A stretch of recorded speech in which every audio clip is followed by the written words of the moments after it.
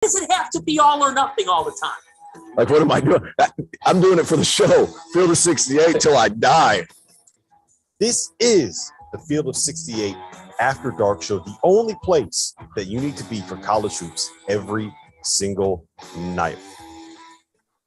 Welcome, ladies and gentlemen, to the Saturday evening edition of the Field of 68 After Dark here on Sirius XM Channel 84. That is the ESPNU station. We are live on YouTube. If you're watching over there, hit that like button, hit that subscribe button, jump in the chat, ask us some questions. We're going to answer them whenever we get to our breaks. My name is Rob Dauster. I'm joined by my partners in crime tonight, the melancholy Steve Prohm, a little bit upset that his Murray State Racers took a tough L today. I can understand that, Steve. I was there on Thursday night. And Stadium Insider Jeff Goodman, who is also a little bit sad today. He's ruining the decision that he had to go watch Arkansas, New Mexico State instead of this thrilling Gonzaga and Memphis showdown. We're presented by our partners over at Bet River Sportsbook. And guys, what an unbelievable day of college basketball. Baylor, an unbelievable comeback. Fell just a little bit short in overtime against North Carolina. We had St. Peter's advancing to the Sweet 16, just the third number 15 seed to ever make it to the second weekend. Michigan, 11 seed. They are alive and fighting, but we have to start with the game that all of us just watched. Gonzaga takes down number 9 seed Memphis. The final score was, I believe it was 82-78, whatever it was. Memphis covered. Thank you, betting gods. I needed that one. Prohm, Drew Timme came out, scored 18 points in the first 10 minutes of the second half. He had 4 points, got pushed around a little bit in the first half. It was not a pretty first half for him. What happened there? How did he turn that on? Well, I think, number one, you just go to experience, and I think he proved that he's an All-American tonight. He's been there, played in the national championship, played in the Final Four, national championship game, last year. You heard the announcer say at halftime, he's the one gathered his guys up and said, hey, we've been here. We need to get back in. We've got to have a sense of urgency right now. And then in the second half, he was dominating. And also the guard played Nembhard Bolton. We're very, very good for Gonzaga as well. But, Timmy's what he's been for them for 3 years, and terrific go-to guy that around the low block can score in a variety of ways. Yep. And Jeff, this was the matchup, right? Like, this was the game where I think all of us said it on the Selection Sunday extravaganza that we did not think that, or we thought that Memphis was, if they could get past Boise, they could give Gonzaga a real fight here in the second round. And they did. Yeah, I didn't think they'd give him a fight like this. I really didn't. I mean, I know they played well the second half of the year and turned it on, but, it was still the AAC. I didn't think it would be close, or certainly like this. But again, yeah, I think few went into halftime and said, hey, guys, all right, listen, enough of this Nembhard shit. Get the ball to Drew Timme. Get the ball to the guy who can carry us. And, I think part of it was certainly foul trouble for Memphis. That helped Drew Timme be able to be more effective in the second half. But I think part of it was just, again, Drew Timme, like, he wants this moment, especially after last year, right? I talked to him earlier this season. He said, listen, I'm not watching the championship game against Baylor. I want that taste to stick in my mouth this year. That's part of the reason he came back. And, again, they weren't going out against Memphis. Yeah. I think the one thing you see that's going on for years, though, man, this second day of the tournament, and when I say second day, the Saturdays and Sundays, Thursdays and Fridays are for the great upsets. But Saturday and Sunday, man, you've got some terrific games. And these 1-8 games and 1-9 games, year in, year out, especially on those standalone games and 11 o'clock on Saturday and Sunday, the first games, they always deliver. And that 8 and 9 seed, they push the 1 seed to the brink most times. And then you see in that last media timeout, that last 3-4 minutes, those number 1 seeds finally pull away. And you saw that at the very end of the night with Gonzaga and Memphis.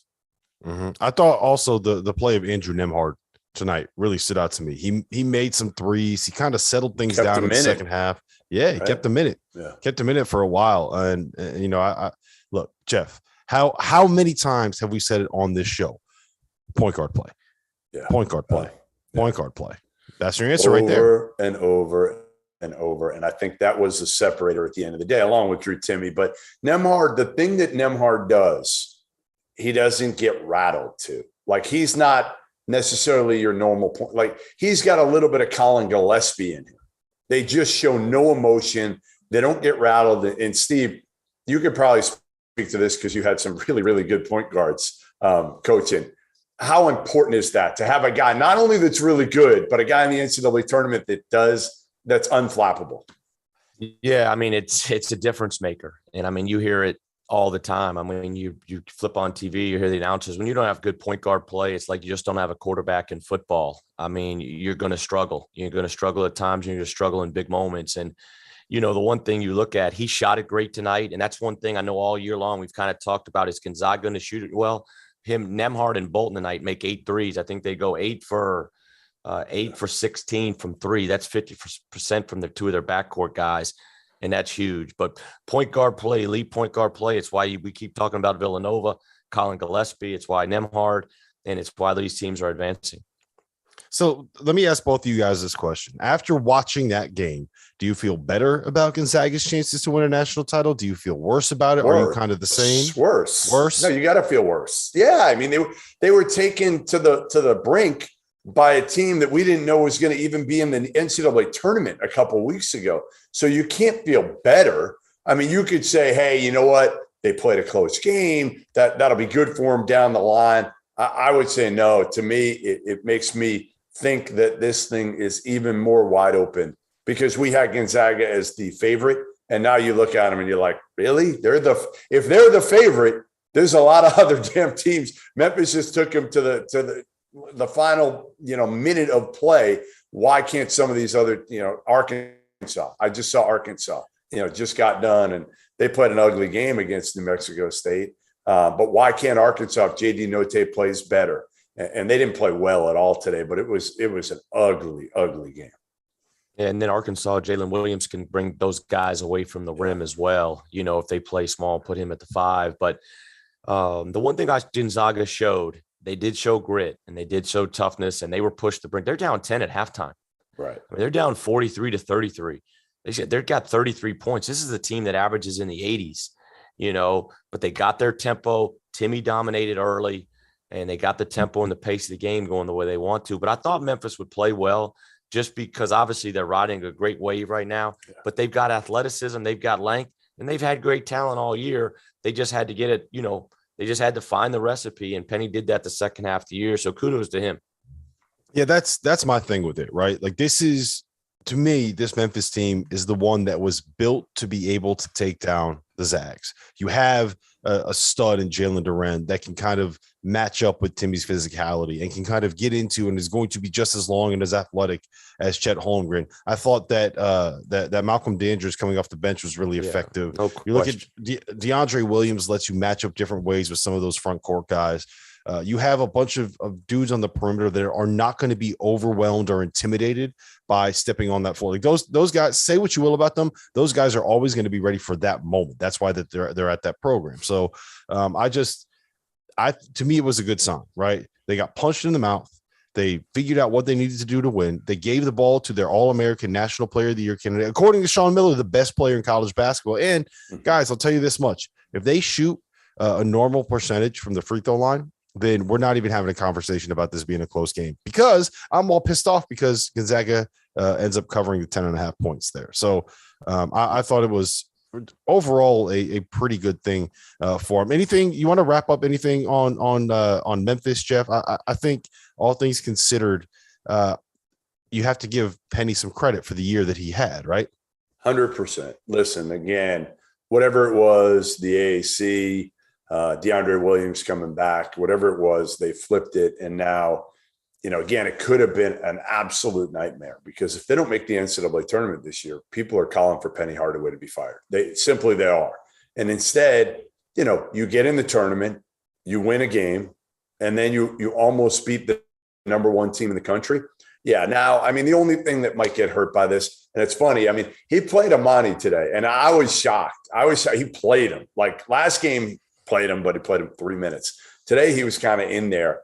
And after being out so long, you're trying to think to yourself, well, is he playing him to make sure he's going to get that next guy? Or is he playing him because he actually thinks he can help him right now? Obviously, he's got to have been decent in practice. But, I think, listen, you want to, if anything, you want to start slow and have low expectations and then come on the second half. Look at Xavier, right? They did the exact opposite, and Travis Steele's out of a job right now.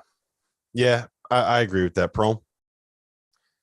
Memphis has a lot to be proud of. I think, they were at a turning point. The roads diverging, and they all rallied around. I thought the upperclassmen played well, but they had a really good team. And I mean, Quinones and Ali, and Duran. I mean, you go down the line, Williams. Those guys were terrific, and they played really well the second half of the year. And the only thing I kept thinking about is if Memphis is going to make the Sweet 16, is there no better opponent for Penny to go against in the Sweet 16 than Arkansas?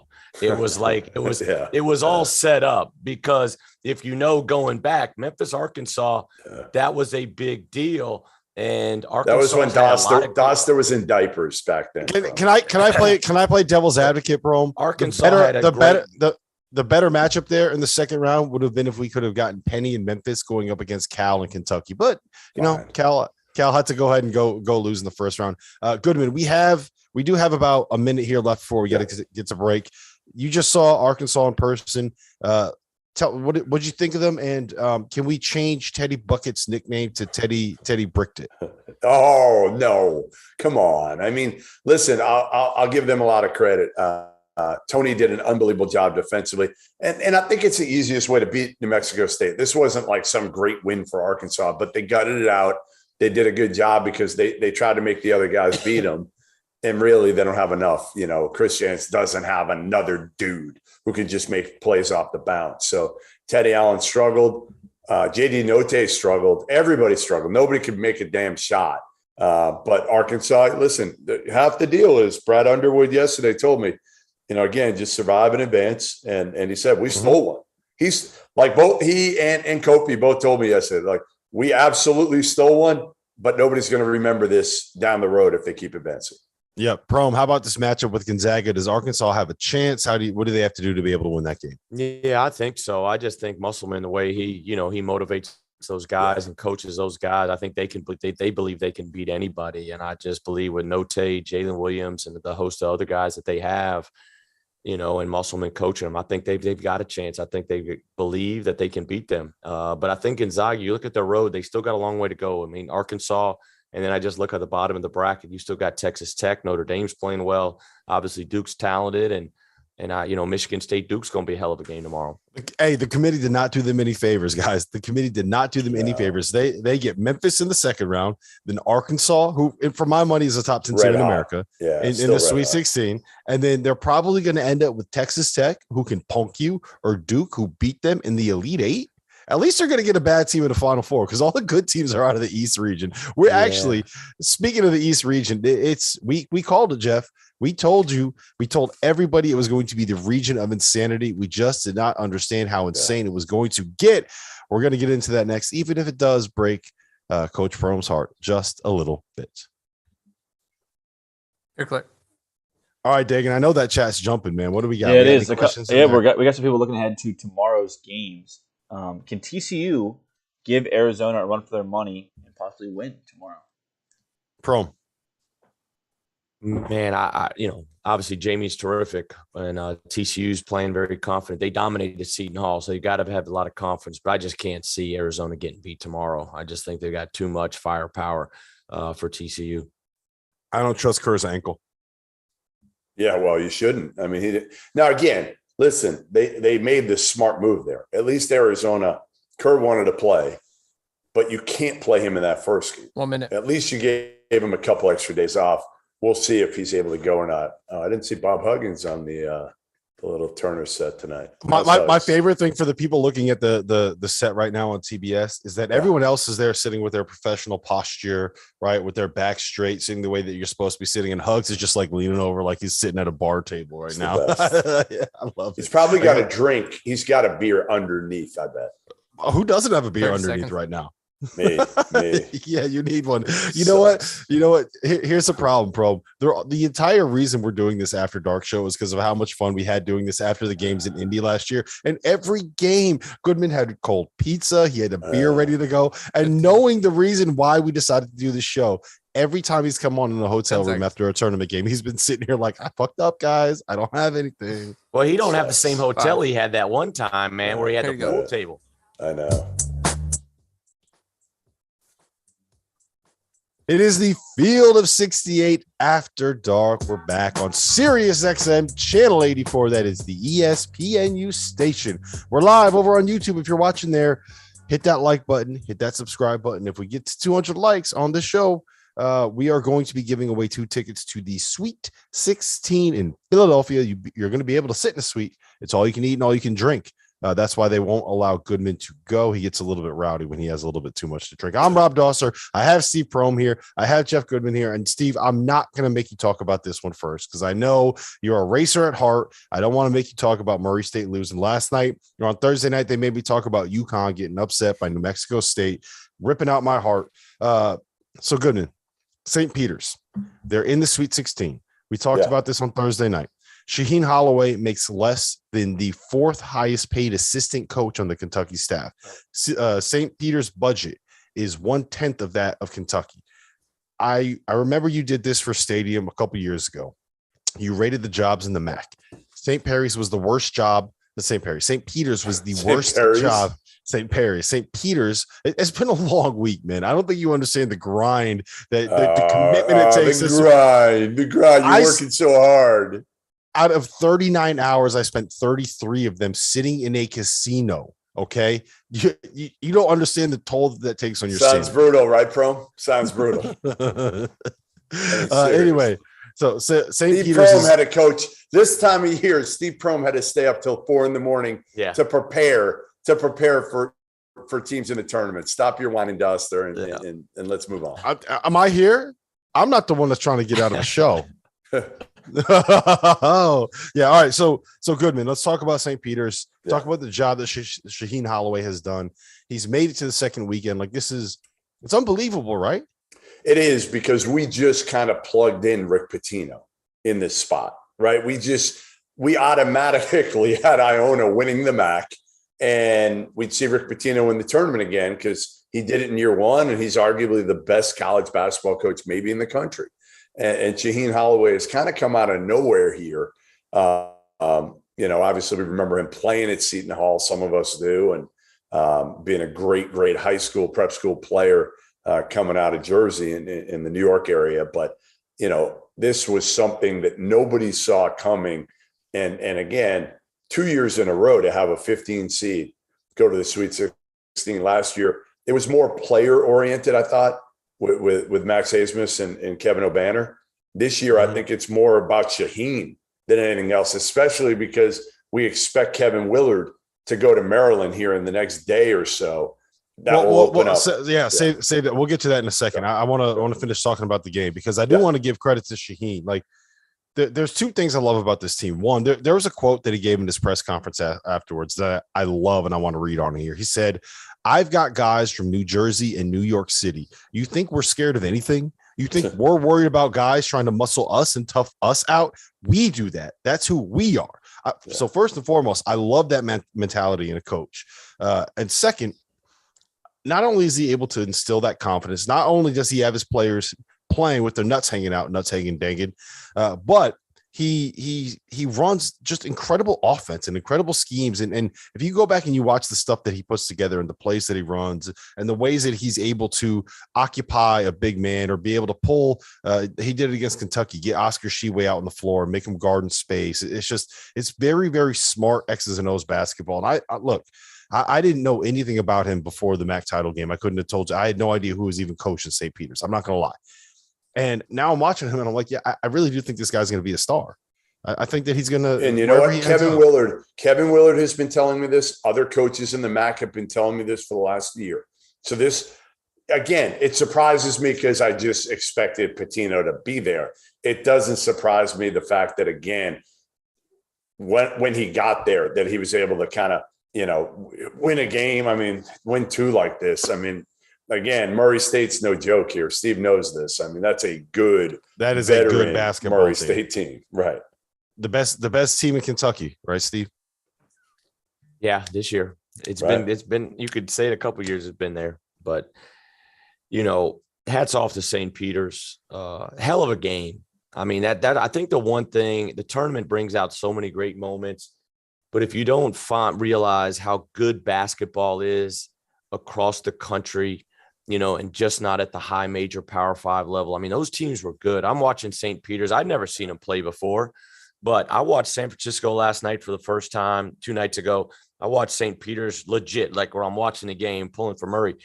Those are good basketball teams, really, really good. And St. Peter's, they were the tougher team. I mean, they were just and Murray's tough. I mean, that's what that program's been known. They've had chip on their shoulder for years. I mean, you look at the last decade there. I mean, pros and ranked teams and tournament wins. I mean, it's been unreal. It's been a fairy tale. But I hated it for Matt, obviously, because, he's a former assistant of mine and a guy I consider a close friend and family. And Murray stuff, like, if you know that community, they're like just begging, like, we got like everybody was watching. I mean, Billy Kennedy was probably watching tonight, and Mark Godfrey and Cronin's probably checked the score out. Like everybody is just, it's a tight deal. But hats off to Shaheen. What an amazing job. And his kids, the toughness and resiliency they showed, they deserve it. Yeah. Prohm, let me ask you this real quick before we get into the stuff about coaching changes. So they're going to get either Texas or Purdue in the Sweet 16. That'll be in the East region in Philadelphia, where we're going to be giving away 2 tickets here in just a little bit. But what does Shaheen have to do to be able to keep this thing going? We've seen Florida Gulf Coast get to the Sweet 16 and putter out. I believe they lost to Florida and Patrick Young in 2013. Then last year, Oral Roberts played. It was Arkansas in the Sweet 16, and they ended up losing that game. It was close, but they ended up losing. So what does St. Peter's have to do? How do you navigate that week where you all of a sudden are going to be the biggest story in sports? Yeah, I think just a little bit. And I watched Shaheen as a player, and I saw him coaching tonight. I mean, he's on those guys. And I mean, he's the point guard's bringing the ball off the floor. He's in his ear coaching him up the sideline. Like, so I think Shaheen will have him ready. I don't think he'll let the noise, get to those guys. I think he'll coach them hard this week and have them ready. Obviously, if you look at matchups, they probably would want Texas to win just because of the physical size up front with Williams and Edey. If you were, just kind of trying to play it out that way, but whoever they play defensively, St. Peter's numbers. And when I talked to Matt yesterday, that was the one thing, his first thing he said, St. Peter's numbers are off the charts defensively. It's like 9th in the country defensive field goal percentage, top 20 3-point defensive field goal percentage, and top 50 or top 25 points per game. And so if you defend and compete like they're going to, I think both of those games on a neutral floor, they're going to have an opportunity to win. Those kids believe they got a swagger. Ebert, I mean, the shots he made when Murray and St. Peter's going back and forth, Tevin, and Juice Hill and Ebert, it was a big time 7-point run by Ebert was the difference in the game. Hey, Dagan, let me ask you a question. What did Edert do? Hold on here. He let his nuts hang. Nuts hanging, Dagan. All right, Jeff, I want to get into this with you. I mentioned it to Steve a little bit earlier off air, but Kevin Willard came out in a press conference and basically told the world that he was going to Maryland. Right? It was not a very well kept secret in coaching circles, but after the game, he kind of said, if I'm not going to be here next year, blah, blah, blah, this, that, and third. Not all that unsurprising. We saw the news break that Todd Golden had accepted the Florida job while he was on the flight with his team back from playing in an NCAA tournament game. That's the business. This is just the way that it works. The one problem that I had, and I want both of you guys' reaction on this, is when he basically threw Shaheen Holloway's name into it when they still have a season going. He was like, the guy that I want to replace me is Shaheen Holloway, who 16 hours later has to go and play a game against Murray State, who we just talked about, top 25 team in America. That was the only issue that I had with it. Did you have any problem with it? Yeah, I think that's fair. If you want to be honest, and I think that's the one thing with Kevin Willard is he's trying to be honest here and not bullshit people. And I give him a lot of credit for that. On one hand, of basically saying, hey, guys, I'm not going to lie to you and say, like, now, what I probably would have done if I was him was just said, hey, listen, we just finished our season. Okay, we just lost. We got pounded. I'm not talking about this now. I'll talk to you guys about it in a day or so, but let me cool off, let my team cool off. And then you're done with it. Then you're done. You're not lying, but you're just saying like, that question is not appropriate for right now. And yeah, Adam Zagoria might follow up and try to ask another one because he has no feel. But most people, actually have feel enough to not ask another question like that. You didn't like that? You didn't like that? Come on. I love Zags. So I knew. I'm kidding. I knew it was coming. I knew. I didn't know who you were going to make fun of when you were saying that, but it was going to be someone from that crew of New York and New Jersey beat writers. Shout out to Zag. Shout out to Zach Braziller. Prohm, how would you? You're a coach, man. How do you feel about that? Well, I think that the thing you laugh about is you want to be in the mix and have the opportunity to have these jobs and great jobs, but going through it is very tough. I mean, you finish a game and people coming right at you, asking questions. You got decisions to make with family, how it's going to impact people from that standpoint. And you hear that? Prohm basically said, "I hate the media." But it's great, but there's also a lot to deal with. And I've heard a lot of coaches say that, and being through it, that's just the truth. Now, like Jeff said, Kevin was honest. He was honest, but I think in that situation, and credit him for being honest, and number two, credit him for saying, "Hey, let's help Shaheen right here," because obviously was a former assistant, number one, but number two, he's one of Seton Hall's top players. But hey, give me a day or two. Let me go back, reflect, and I'll meet with you guys in a couple of days. But yeah, and to be clear, I don't think that Willard was doing anything malicious there. I think that it's just not at all. If you know him, it's kind of there. Sometimes it's a little bit of word vomit. I just think that it was the wrong time and the wrong place to put Shaheen Holloway's name into the mix there. Like I mean, Jeff, you can attest this. It's not a secret, right? But when he came out and he said something, he made it a story. Well, it's not a secret. Listen, it's not a secret within the industry. Exactly. But a lot of people really don't know what's going on that aren't true diehard college basketball fans. Which is why I'm saying he took it from he made it. He made it a story, made it a storyline. That's the only thing. And I don't think he was trying to do anything mean. All right, we got to talk about this Baylor North Carolina game, guys. We got to get there because we got about 5 minutes until the break. So. This was insane. No, I don't even know where to start. I was watching this game while I was eating some buffalo wings here in Buffalo at a bar, and I was just like, this is one of the greatest games I've ever seen. Now, one of the worst officiated games I've ever seen.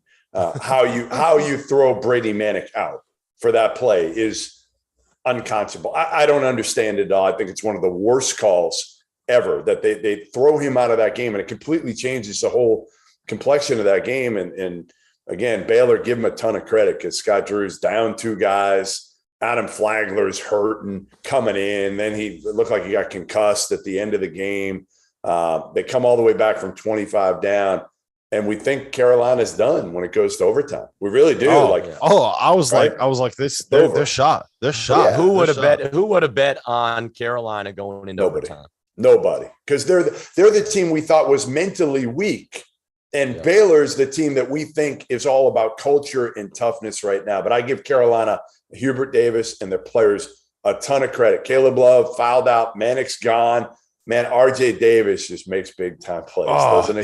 He was so good. He was. Yes. I hope he comes back again next year because I think he's one of those guys like RJ Davis, Trey Alexander. They've built enough of a name for themselves in March where they could be like I'm talking like potentially the face of the sport if he comes back and has that kind of a season. I want to ask you.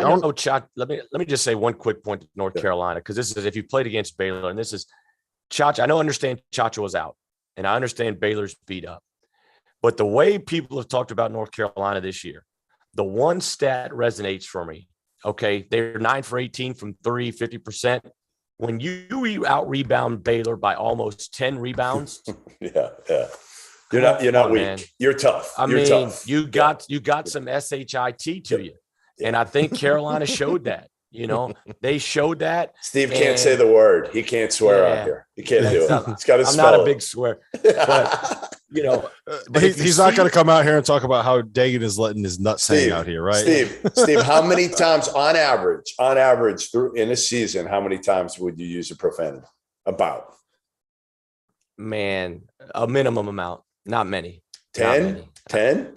Nah, probably in 20. 50, probably 50, yeah, 50, 15, 100, 20, yeah, not 100, yeah. 200? Not 100, not 100, not 100. All right, let me ask you this: how many times? That's the one thing about Carolina, man. They got some. They've proved everybody wrong. Yeah. No, they did, and they have for the last week. Like that's the thing about them. They've turned a corner a little bit, and I know that they got smacked by Virginia Tech in the quarterfinals of the ACC tournament, but the way that they've been able to find a way to consistently fight, like to me, guys, the biggest thing with them is you could punch them in the mouth and they would fold, and they did not fold today. And you know who they had on the floor? They had like 3 guys on the floor that I never heard of, like Puff Johnson. How many times has Puff Johnson played? They had some guy named like Styles. Yeah, Dontrell Styles. Yeah. Did you know he was a thing? Yeah. Bro, did you know that? Yeah. Did you know that guy was the thing? I had no idea. I mean, that guy when was you talk them, you've got your 4 or 5 guys you're talking about with Carolina. But I tell you what helps this team. And when you criticize coaches, you got to give them their praise too. I think Hubert Davis's demeanor. Hell yeah. His demeanor is a big reason why North Carolina's in the Sweet 16. Not too high, not too low. He's been through it. And the thing that resonates with me too is, like, if you go back, when's the last time Carolina in the 8-9 game had made it to the Sweet 16? When Hubert Davis and Rick Fox were playing and they beat Oklahoma. Is that right? I didn't know that. And really? So, like, I'm really happy for him. I've heard Hubert speak at an FCA. He's the real deal. And it is hard in the position he stepped into. You were replacing an icon at one of the best 2-3 jobs in the country, and he's got Carolina back where they're supposed to be. Yep. Yeah. Preach, man. Hey, exactly right. What, Steve? Would you want Roy Williams is always around, and he was like sitting right behind the bench, I think, again tonight. He's been in a lot of games. Like, would you want that if you're Hubert Davis? I'd almost be like, can you sit upstairs so I don't have to turn around and see you? Go to the suite. Right? I think it's when I first made NCAA tournament, I invited Billy Kennedy because I knew what he meant to me to come to the game. Yep. But I understand when it's there all the time, it's kind of like, little more. But I think knowing Roy, I don't really know Roy, but just knowing his appreciation and love for North Carolina. Yeah. He's just there, man. I know Caleb as a fan. He's just there as a fan, supporting. But what a job by Hubert and his group. And Brady Manick, I know him from playing from Oklahoma. The skill level and ability to shoot is off the charts. Baycott, I mean, and just the way you saw those locker room scenes with Hubert and Baycott and those guys. Carolina, man, that UCLA game is going to be really, really interesting. I think UCLA is coming in with a lot of momentum. This is probably 2 of the hotter teams playing right now in college basketball. Yeah, real quick, let me ask you guys this. This is I think the first time since there's been one time, I think it was 2015 Duke, that the last time that a national champion had made it to the Sweet 16, the year after they won the title. Put a bow on this Baylor season, Goodman? Oh my God. Like Scott Drew, like ridiculous. Ridiculous. Again, just the fact that they were number 1 in the country for more than a month this year after losing 4 starters from a national title team in Baylor in Waco. Like, if we had ever said that 10 years ago, Steve, what would we have said? Seriously, like, no way, like April Fools, no chance. Yeah. Yep. And you got to remember with the injuries, right? You had Kinjo had one, Flagler had one, Chambo Chachua hurt his knee.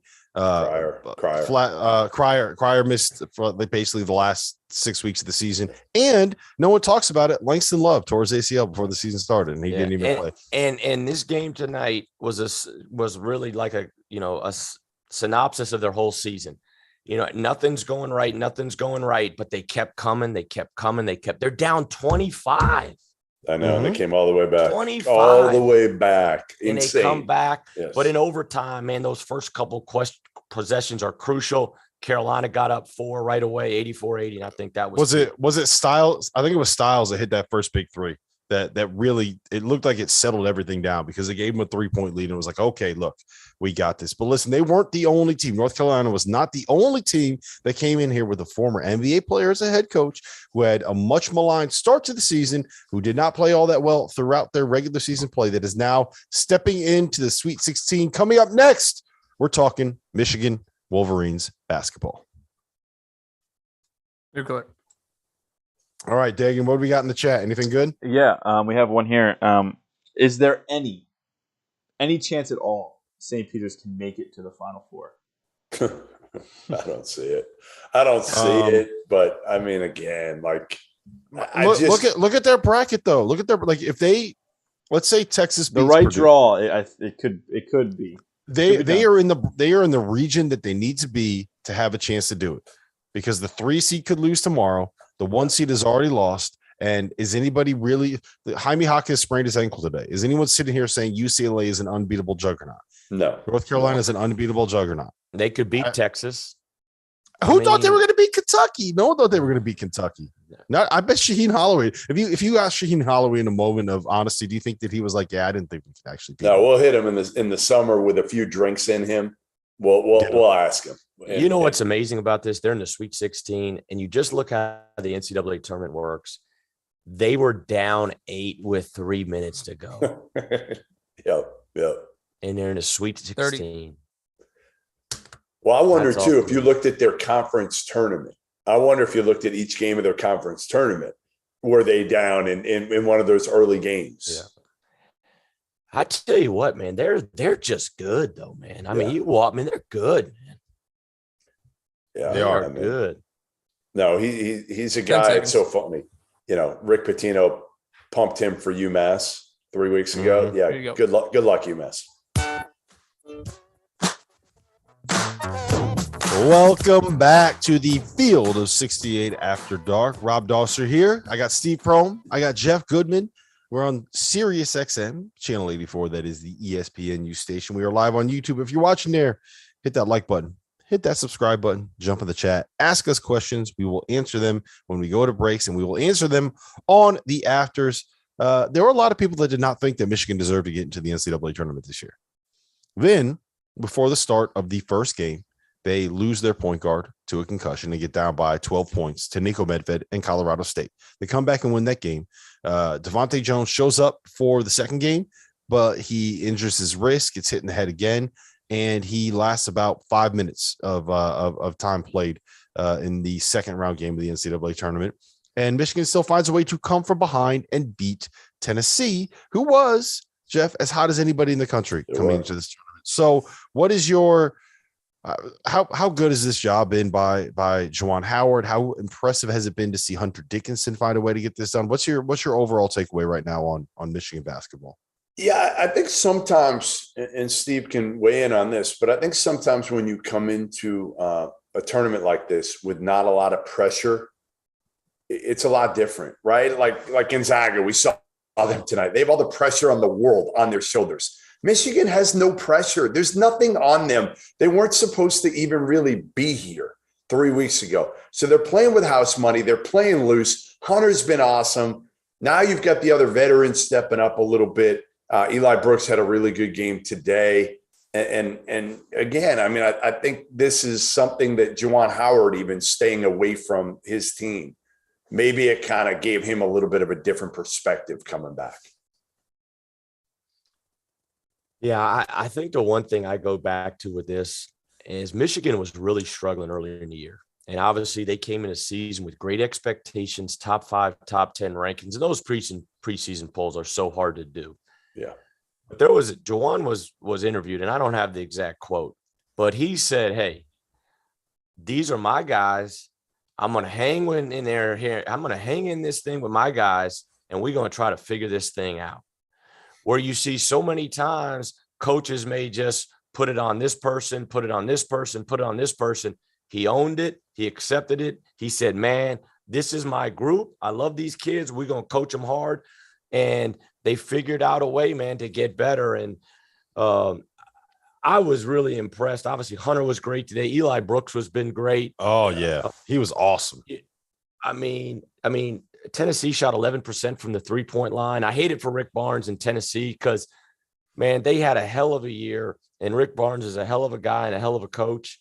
But, man, I think this Michigan win, there's so many great moments again, like, and I hate to get like on a storytelling, but like, I mean, the embrace with Jawan and Kennedy Chandler. Yep, I was going to hit on that. God, man, that was powerful, man. Sure was. Because – and I'm watching it with my son, and he's asking me, and he's 7, he loves basketball, but he's asking me why he's doing, like, why is he doing that to the other team? And I'm trying to explain to him, man, Jawan's been through it. Like, he's been an elite player. He's been an elite coach. He's lost tough games. And who better to be there for Kennedy right there in that moment? And then after 5 minutes later, your college boys are there. Chris and Ray. Like, I mean, we still got a group text of my Bama guys, like managers and players, and we live and die with the games and what each other are doing, man. That was the coolest 2 moments I've seen in a long time. I thought that was just big time, and kudos to Jawan and the way he's got these guys going. Yeah, and it's nice to see him celebrating too, because I do think that after what happened with Greg Gard, it did feel like he would kind of punished himself a little bit for that. Watching the press conference and reading the statement that he put out and seeing the answers that he gave before the Big Ten tournament. So good for him. I'm glad he's enjoying that moment. Michigan is going to advance to play the winner of Villanova and Ohio State. I think that Villanova is going to end up coming out of that region, but how much fun would that be if we ended up getting Michigan and Ohio State in the Sweet 16 in San Antonio? That'd be pretty wild. It would be. I don't think. Although, I mean, again, Ohio State, they got 2 pros. I mean, they got 2 pros, and when Kyle Young is playing defense and with Zay Keys out there, they're a different team with a healthy Kyle Young. I talked to him yesterday about it, and he said he feels pretty good, as good as he has in a while. So, yeah, I mean, they got a chance. They certainly have a chance. If Villanova misses threes, I'm still not going against Nova this early in the tournament. I'm not stupid. All right, so Tennessee lost in the second round. Kentucky lost in the first round. LSU lost in the first round. There was another SEC team that I'm blanking on that lost in the first round. Alabama. And we have Alabama lost in the first round. How could you forget? How could you forget about Steve's Alabama team? I blanked because I was going to ask you if the SEC has been a disappointment, but it's hard to call Alabama a disappointment when their starting point guard tears his ACL 3 minutes into the game. Well, I don't want to say tears it. Injured his knee. Injured his knee. I should know what it is. Right. Yeah, I should not say that.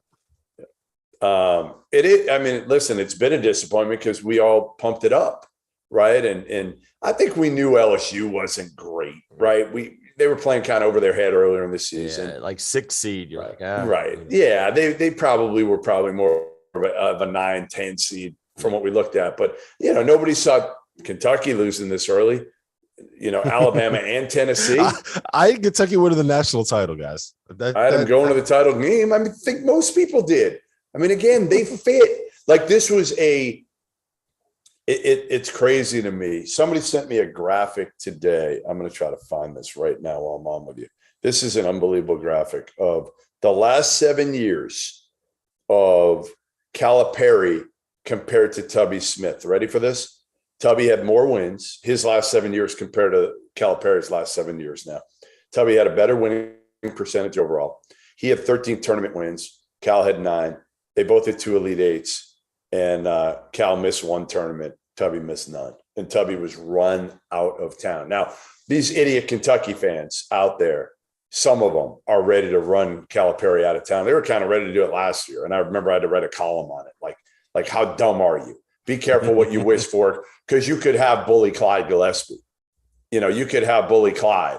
But again, I get it. I get it. Like, this year was probably harder in a way because, again, it built up their expectations. Last year, it was like, all right, let's just end the season. It's a COVID season. No one expected anything out of this group. This was the kind of the free shot, right? Where everyone was like, oh, wow, you know what? We're actually good. I thought we were going to suck. We lost to Notre Dame. I thought we were going to suck, and they ended up being good. So I understand that it hurts. I want to ask you real quick, Jeff, are you ready to officially write out a formal apology to Remy Martin for all of the bad things that you've said about him throughout the entire season. He was great today. Yeah, I mean, listen, I love his role now. I love his role coming off the bench and just Bill Self just saying, like, go, man. And again, listen, part of the problem was Bill was trying to like reprogram him early in the season, and then he got hurt. So it was like it pushed everything back of where Remy Martin we thought he would be. And Bill is, as Steve knows, a master motivator, not good, elite level motivator, because what Bill Self can do that few can do out there, I probably put him in a class of Tom Izzo. He can MF guys and then put his arm around him after and be fine with it, right? He can go at dudes. And again, they still know what he thinks of them. And it's tough love. It's like Jim Calhoun used to be, but even better, I think, in terms of being able to connect with players. So I think he's got Remy Martin back now, and they won a game where Ochai wasn't great. And they gave up a good amount of points. Their defense wasn't great. Well, here's the thing. Here's the thing about Remy, and I'm curious your take on this, Prohm. I think that he's the one guy that can kind of break down a set defense, right? Everybody else, but most of what Bill's going to do with this team is they're going to scheme stuff open, right? They're going to find a way to get O'Shea an open jump shot, find a way to get McCormick a duck in or a seal, try to get him a post touch. A lot of it is scheme stuff. And when you go up against good defenses, they can kind of take some of that away. Remy Martin is a guy where you just give him the rock and say, hey, man, look, you got to go make something happen out here. And they don't have anyone else that can do that. Yeah, and I think that's the one thing, I think we touched on it all year long, that Kansas is, if to get to their ceiling, Remy Martin's got to kind of fit in. They got to get him plugged in. And I looked at the minutes, the box score. I think DeJuan Harris only played 18 minutes today. Yeah, I believe. He was on the bench when it mattered. And, to see Remy get that kind of confidence from Coach Self is huge. But like you said, there's a couple possessions. He had that little what I would call kind of a Rondo or Kobe spin back at about 17 feet, hit a pull-up jump shot. I mean, he can make the plays you're talking about where it's just one-on-one basketball and I can go get one late shot clock, because Kansas is always going to be really well spaced, but it's going to be 2-ball reversal, 3-ball reversal, and then into their action, whether it's to get a Baja jump shot, to get him going downhill or inside to McCormick. But if they can get Remy going and then you get the performance you get from Wilson, 14 rebounds and then double figure scoring, see, Kansas has big guards where, I wrote down here, Wilson, Braun, and Gabaji combined for 30 rebounds. Think about that. That is high level. Yes, yeah. And then Remy had 7. Remy's numbers tonight, 27 and 4. He was awesome. He was awesome. Good. And then we get on McCormick, and he didn't have, his numbers weren't great tonight, but who made the big defensive play at the end? Yeah. David. Yeah. After he missed the they go to him. Yeah, man, they went to him. And I'm like, this is what you're doing? Bill, like, what are you drawing up here? Yeah, but he likes going inside. You know what I mean? If it's not Agbaji, it's going to be the post is going to touch the ball. But, they're plus 16 on the glass. They had 7 blocks. But the biggest story of the game, like Creighton, we've talked about their injuries, bench scoring, 25-0. Yeah, well, what choice? McDermott's got no players left, right? What can he do? Honestly, it's what he's done. And I'll keep it quick on this, but what Greg McDermott has done this year is National Coach of the Year worthy. If you add in the postseason, right? Nembhard, you lost him a couple of weeks ago. Now you lose Kalkbrenner. You play this Kansas team down to the wire. Amazing job. I can't wait to see this team next year. Yeah, they're going to be for me probably, assuming they get everyone back, because you don't know, like that could all change in a heartbeat. But honestly, like I'm not exaggerating when I say I might have the top 10 in the country. Oh, you should have been top 10. That's not out of the question at all. You absolutely should have been top 10. Top 10, maybe top 5. I think I said this earlier today. I think that they're probably going to be the favorite in the Big East, depending on what happens in the portal, depending on whether or not Colin Gillespie finds a way to get his 9th year of eligibility and comes back to school. He's going to come back as Colin Gillespie, and we're going to be like, oh, who's this guy over here? Or they're just going to find a way to get him in Chris Arcidiacono's jersey, and no one's going to realize because they're the exact same person. All right. Listen, when we come back here, I'm going to make sure that I have Jeff Goodman next. Friar fans, you want to listen. Jeff Goodman is going to have to apologize for starting the entire Providence is lucky trend. They're lucky. You're clear. All right, Dagan, what do we got in the chat? Yeah, I know we're coming back with Providence, but our buddy Ken Prohm is a fraud in the chat. Want to know your thoughts on Providence, Kansas, in the Sweet 16? We'll get to that. I think we're going to talk about that a little bit in the afters. And we do have to. Should we do the trivia question in the afters? Yeah, we'll do it in the afters. All right. So everyone's staying here. If you're in the chat now, if you're listening right now, make sure you come back after 12:58, about 12:59. 1 o'clock in the morning Eastern time. We're going to be giving away those 2 tickets. We have a trivia question. First person to answer it in the chat is going to be the one that wins those tickets. So that's the way that we're going to do it to make sure that the person that gets it and wins it is actually here tonight. Evan Hayes, here's a question. Wants to know, when is Greg McDermott getting his lifetime contract? He needs. Listen, he's down to 2 years on his current contract. How about that? What a joke that is. Look, yeah, but he's lucky that he has a contract right now. I don't know about that. Listen, I mean, he misspoke. I mean, come no, on. I don't. We don't need to relive it. But I disagree with that. I've known Greg McDermott a long time. I'll go to bat for him and his character. I know that you will. Was that something that could have got him fired? Could have. Exactly. That's all. That's all I'm saying. 15. That's all I'm saying. Is that it could have happened. So, all right. Well, no more questions. We'll be back in 10. 5 seconds. Where you go? We're back. It is the Field of 68 After Dark. We are live, Sirius XM Channel 84, the ESPNU station. We're live on YouTube. If you're watching over there, hit that like button, hit that subscribe button, jump in the chat, ask us a question. We're going to be answering them in the afters coming up in 8 minutes on YouTube. Rob Dauster here, Jeff Goodman, Steve Prohm, and it is time, Jeffrey. It is time. Providence beat Richmond by, I don't have the score in front of me, but I believe that the last time I turned it on, it was 135-17. It was a little bit of a blowout. Providence is in the Sweet 16, the first time in 25 years they've been to the Sweet 16, and only their second Sweet 16 since a young man by the name of Rick Pitino took them to the Final Four in 1987. Are you ready to admit that you were wrong, or are you going to be savvy and say they were lucky because they faced a 12 seed in the second round of the NCAA tournament? Boy, I don't know what I do here. I'm going to double down. I'm going to double down and say I was right. Of course you are. I was right when I said they were lucky earlier this season. And I've told Jared Bynum this. I've told all their players this. When I said they were lucky, they were lucky. They were. I mean, they got Johnny Davis. They got Wisconsin without Johnny Davis. They got UConn without Sonogo. They got Seton Hall coming off a 2-week break. At that time, they were fortunate. Now they have proven that they're a really good team. And I think part of that group, their confidence grew with some of those wins, obviously, to where they knew they could win close games. They're all chip on the shoulder guys.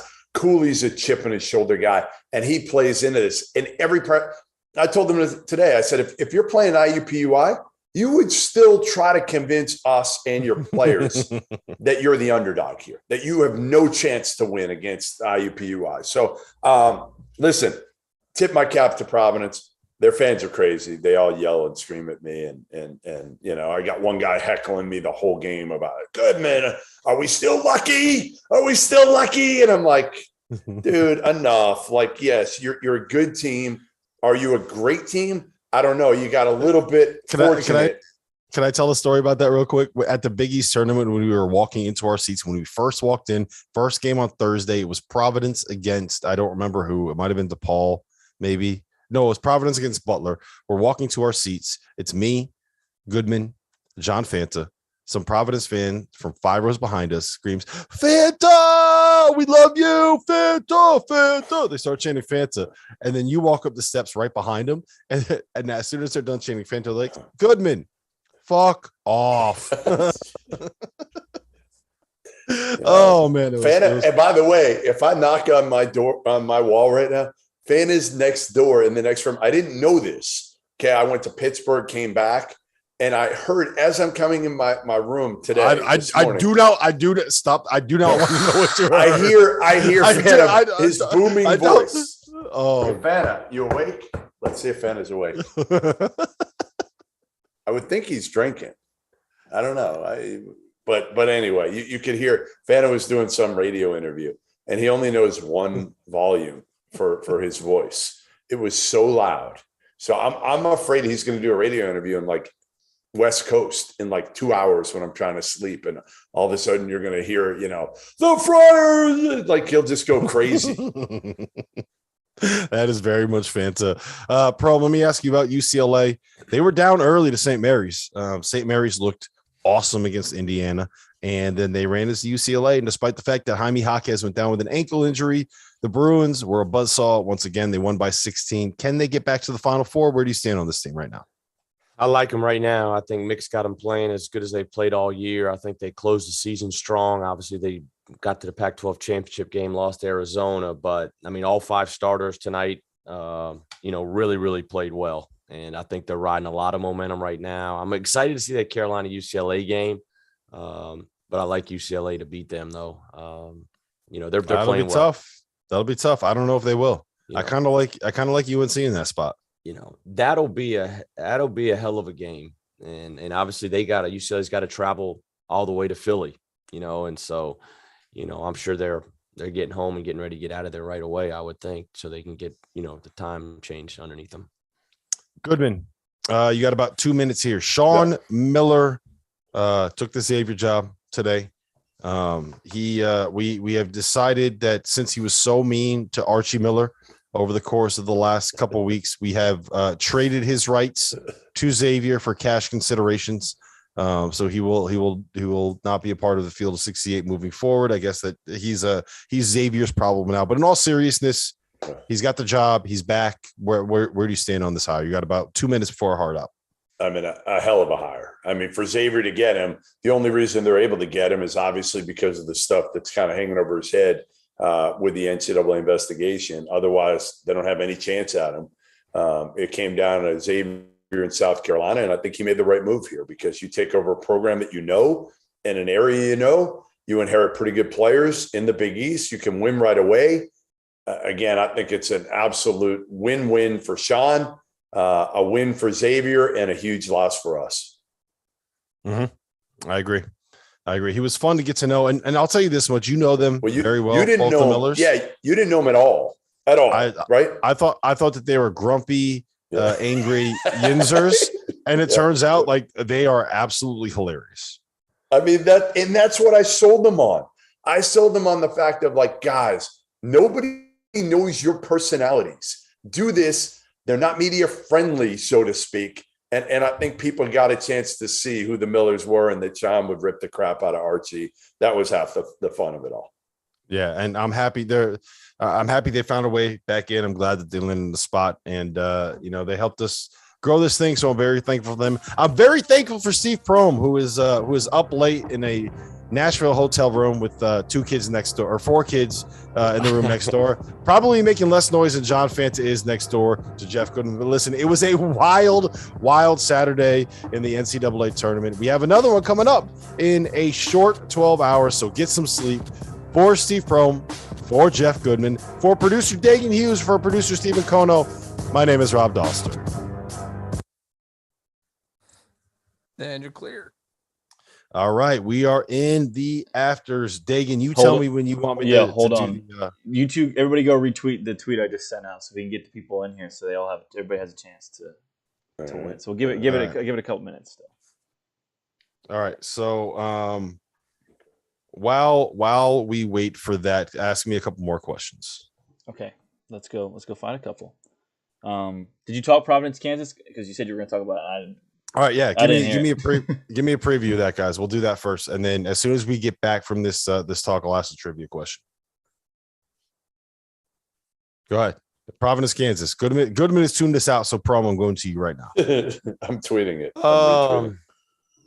Man, I tell you what, that's going to be a great game. I mean, because the thing, Providence, they've got great toughness, and Cooley's got them. They've got grit, they got toughness, and that's. if you're going to have an opportunity to beat Kansas, you better have some grit and some toughness to you. But I think it's going to be a terrific game. But I like Kansas. I think they're playing really well, and I like Kansas to move on in that game. I just think that 2, 3, and 4, the Wilson, Braun, Agbaji, those guys, man, there's not many buddy combination when you look at those 3 guys. I think they all 3 can play in the NBA at some point. Wilson's a guy I think should come back another year.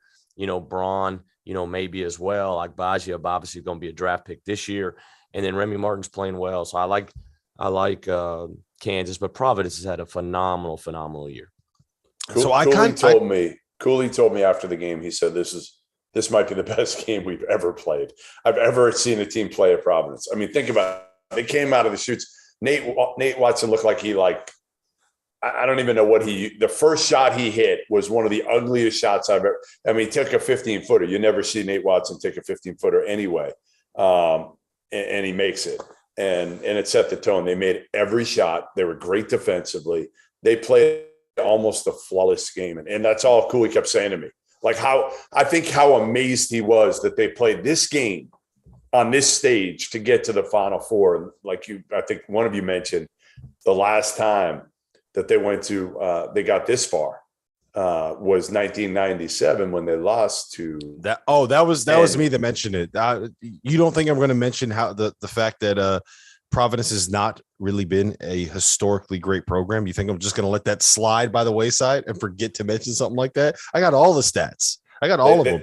They lost that year. How about this? My wife and I are at a sports bar in Boston that year. And it was like the last time I could be a fan, really, a couple of years before, and then I got into business full time.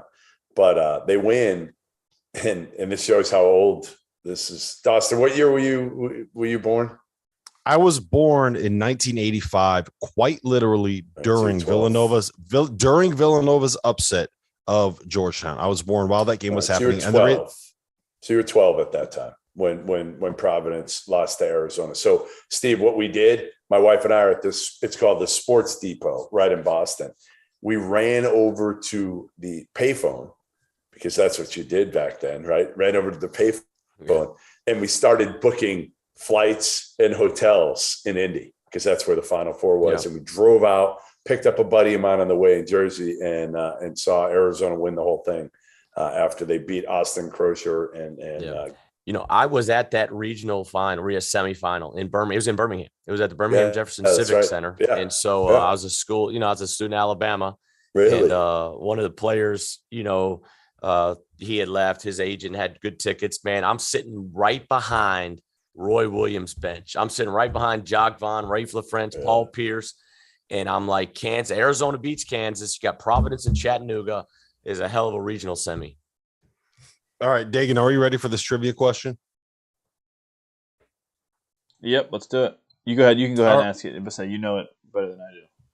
Yep. All right. Yeah, I was going to ask. I have it written down. Goodman, I don't want you to answer this. I want you to text me if you know the answer. Prohm already knows the answer to this. So, if Baylor had come back and won today, it would have tied the biggest comeback in NCAA tournament history.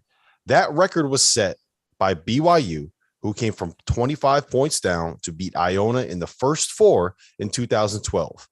I want to know not only the team that set the record for the biggest comeback before BYU, and I want to know who the team was, who they beat, when they beat them, and who the leading scorer of that team was. You should, if you know this, you know this. No, I don't know this. I have no idea. All right, chat. No. First person to get it gets the tickets. Yeah, first person in the chat to get it. Technically, the answer to the question is the name of the leading scorer in that game for the team that made the comeback.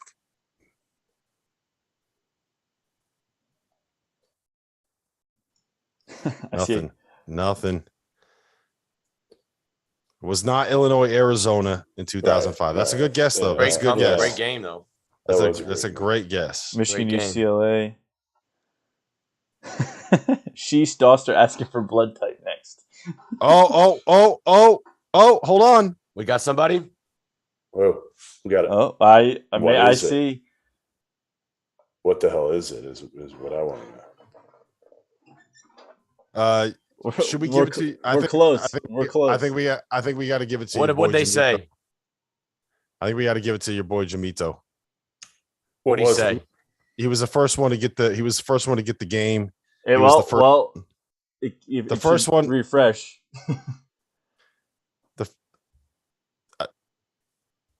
The first one to get the player right there, Shane Battier. Oh, Shane really? Battier was the leading scorer. Yep. 25 points. Who'd they beat? Maryland, Dauster said. It was Maryland. when Duke came back from 22 points down in the Final Four to beat Maryland. There you go. You caught it at the right time because apparently Jay Williams said it the other day. So Yeah, that's right. I've talked to him about it. I've actually talked to we've talked about it. I should have remembered that.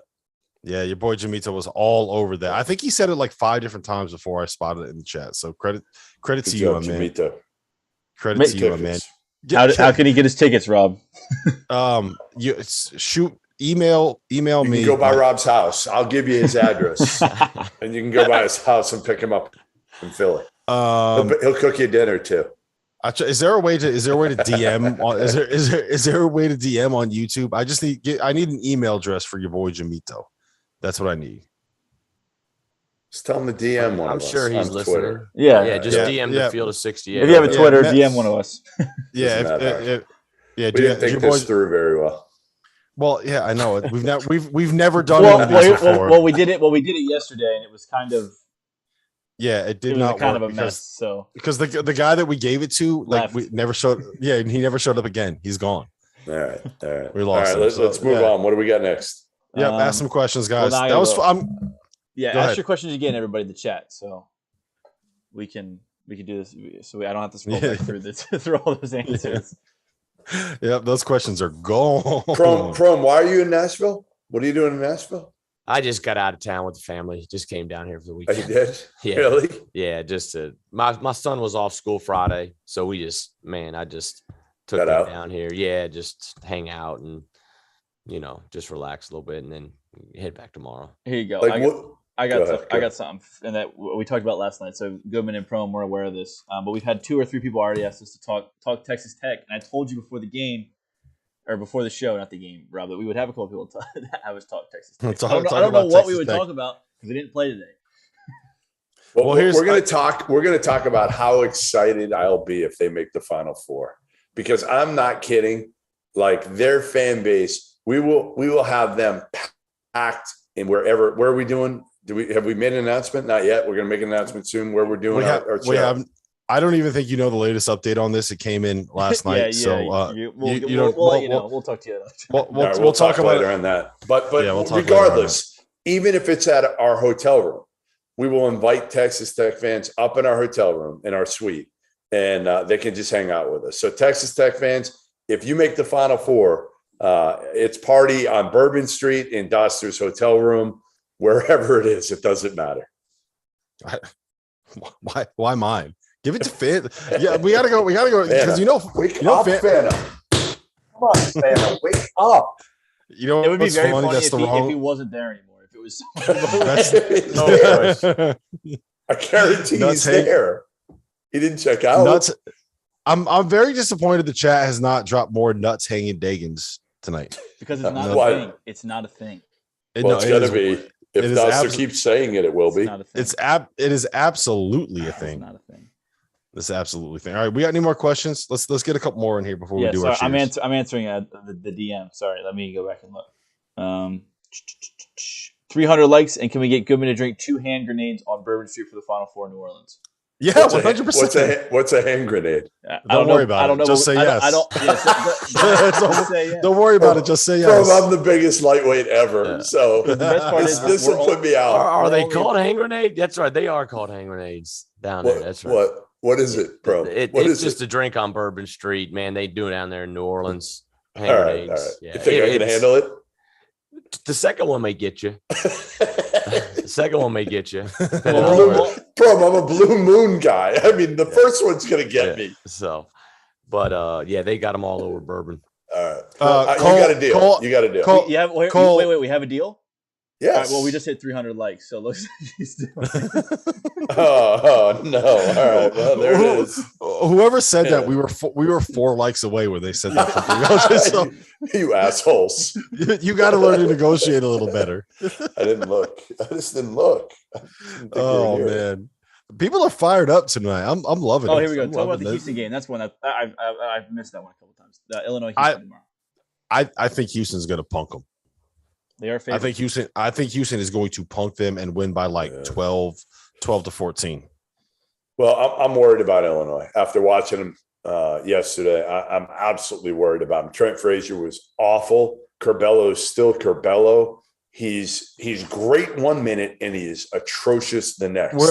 Were you there? Were you at that was Pittsburgh, right? Yeah. That was the only good game of the day. I haven't seen, I mean, honestly, the first day was great here, but I mean, listen, they didn't get plumber looks until the second half. They can't play any worse than they did, but I'm with you. Like Houston looked way better in person. It's an awful matchup for them because Houston is kind of like Texas Tech, where they have 19 guys that are all the same side, and they're tough and they're physical, and there's very much like it's next man up. Like we talked so much about how they're losing Marcus Sasser and they lost. I'm blanking on the other kid's name. Tremont Mark, and then like Tajay Moore comes out of nowhere. And I'm like, okay, this dude is an absolute stud, and Jamal Sheed is like that kid can play.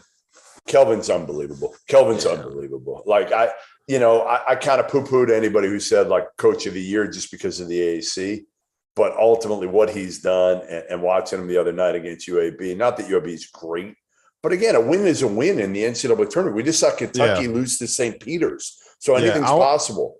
I want to ask you this, Prohm. I want to ask you this.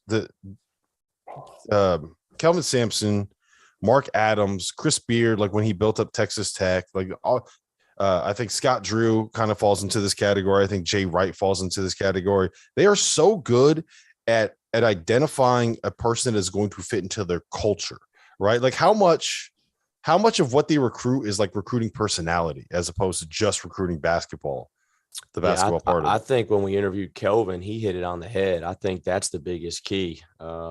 He talked about, hey, I'm not just going to go hire, number a hotshot recruiting assistant. Man, I got Hollis Price. I got Quantus White. I got my son. I got people that are invested in me, and know what fits Houston basketball and fits Kelvin Sampson.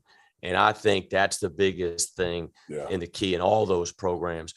Does it resonate and fit your head coach, their personality, their style of play, and how they want things?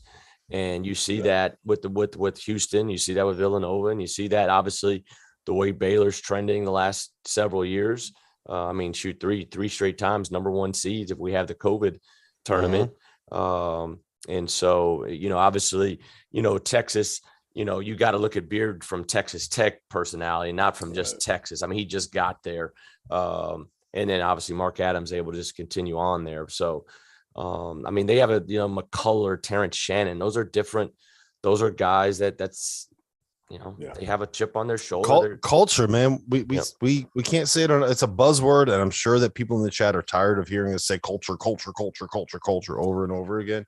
But like, even look at Memphis. As soon as Memphis really got that buy-in, that's when they went from being a team that was a massive disappointment to being a team that came within like 2 possessions of beating Gonzaga. They kicked Gonzaga's ass for 20 minutes. How often does someone kick Gonzaga's ass? Yeah, I was surprised that obviously UAB had a great year, but there's a lot of people, and even we were talking the other night when I was on, they thought UAB, it's like, man, it's just hard for me to pick against Houston and Kelvin Sampson in that first round game. It's just, because they're going to hit you for 40 minutes and they're just used to winning now, man. And it just breeds more winning.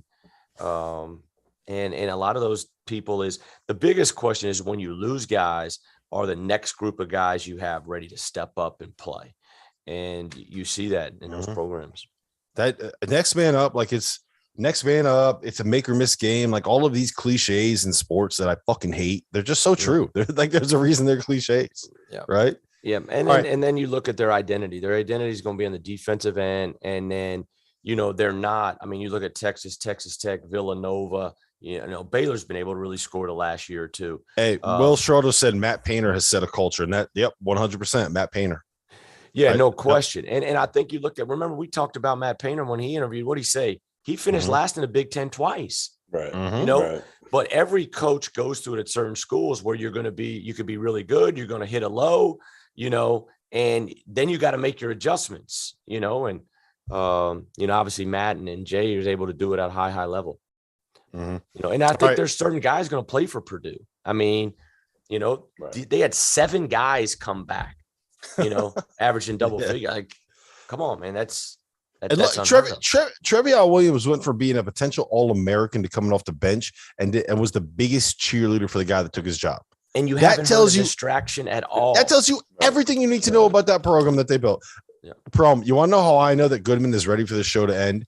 He just tweeted out, "We're doing 3 cheers right now." I'm ready. He did call me earlier. I thought you were going to say something about the peace. I thought you were queuing us for that peace of mind commercial. But I think, but I would be out. Don't say it. Don't say it. They haven't paid us yet. Yeah, if he read that, I knew we were done with that. If he read that, I'd be out. I'd shut my laptop. I'm done. Yeah. All right, go ahead and do your 3 cheers. Can I just say that is the most passive aggressive shit I've ever seen in my entire life. I love it, and I love it, Goodman. All right, can I do 3 cheers first? Because I know you guys are, or just leave me St. Peter's. Leave me St. Peter's. I'll wrap it up with St. Peter's. Go ahead, Steve. Steve, you can go first. 3 cheers to Hubert Davis. I just in the coaching profession, man, the highs are high and the lows are low, and in the head coach position can be lonely at times. And he's the head coach of North Carolina. And the expectations are elite, like no other program in the country. And he's weathered every bit of criticism this year, and everything that the people criticized him about this year. The last 2-3 weeks, his team has answered the bell and been the total opposite.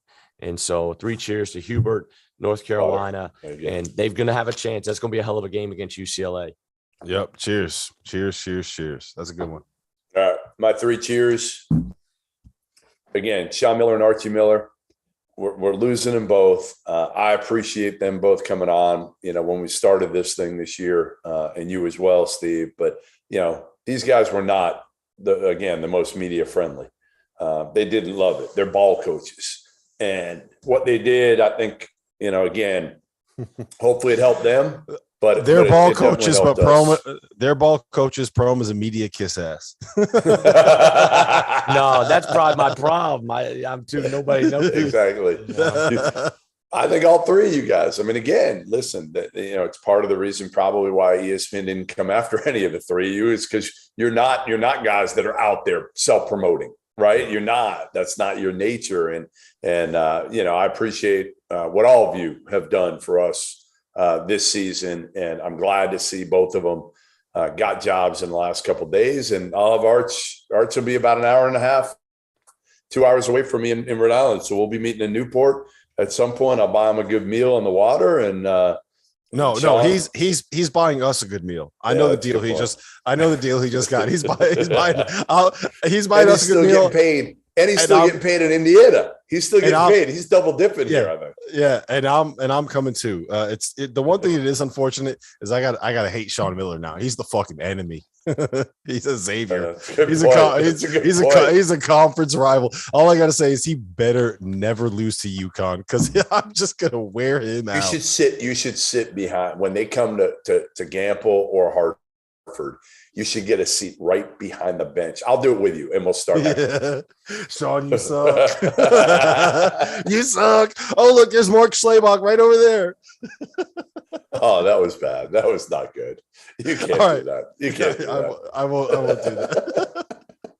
All right, so you need sleep. That's what you need. Dude, I need sleep. You have no idea how badly I need sleep. I fell asleep watching when Richmond Providence was on the game before it went to halftime. I'm sitting here watching Richmond Providence, and I woke back up, and the other game was in the middle of the second half. I'm like, what happened? I guess I was tired. All right, finish your St. Peter so I can set my alarm, pack. I got to pack and get out of here early. Okay, this is from This is from Adam Silverstein, he's the managing editor for CBS Sports. I think he's probably Matt Norlander's boss. I know Adam. I worked with Adam. Yeah, Adam, I'm sorry you have to deal with Matt. I know that he's a pain in the ass. St. Peter's is the first team from New Jersey in the Sweet 16 since 2000. The team that made the Sweet 16 from the state of New Jersey in 2000 was Seton Hall. The starting point guard on that Seton Hall team in 1999-2000 was St. Peter's head coach Shaheen Holloway. And you know who the guy who, if the tea leaves align, could end up being the next head coach at Seton Hall off of this run to the Sweet 16? Shaheen Holloway. That is some full circle shit right there. That is awesome. That makes me happy. I'm glad. He seems like a great guy. I have to toast my nephew's bracket. He just sent it to me. Max's bracket is in the 99.7 percentile in the ESPN challenge. How about that? That's insane. Wow. He probably cheated. I mean, my guess is he found a way to cheat or do something because Max, that's what you are. Yeah. You're a cheater. He had a fucked up. The truth is, he had a fucked up bracket because this bracket is fucked up right now. So your nephew was probably blackout drunk when he filled that thing out. That's all. That's what it comes down to. Drunk. I think he's blackout drunk right now, and he probably didn't send me the real bracket. Yeah, there you go. All right, listen, guys, we got to get out of here. Goodman's got to go pack. Prohm's got to go to sleep because he's going to have 17 different Prohm children waking him up in probably the next 6 hours. So to Hubert Davis, to the Miller brothers, to St. Peter's, to our producer, Nuts Hanging Dagan Hughes. My name is Rob Dauster for Steve Prohm, for Jeff Goodman. This has been the Field of 68.